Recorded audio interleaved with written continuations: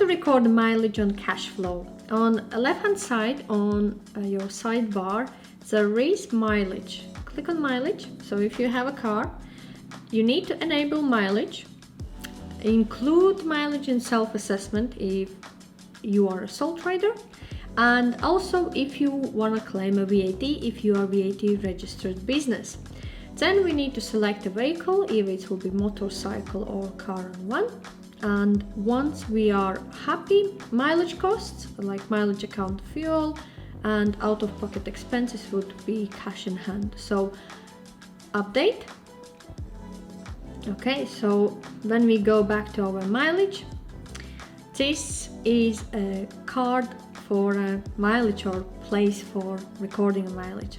So how we can add a new mileage? Click on create on right hand side on top header and record the mileage. So for example, yesterday on 11th, I was driving car and purpose I had a supplier meeting. Start address, let's say I will say London A.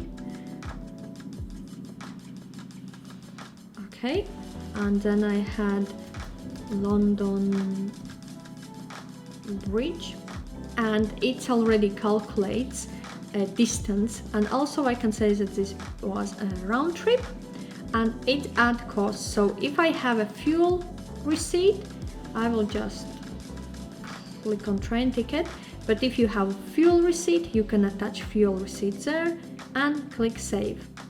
This is how you can record a mileage by searching by address and checking on your distance. If your distance, for example, is more than 2.4 miles, click on custom and you can add distance, for example 7 miles, and click save. So it will update correct mileage. So yeah, this is a way how you can record mileage on KashFlow.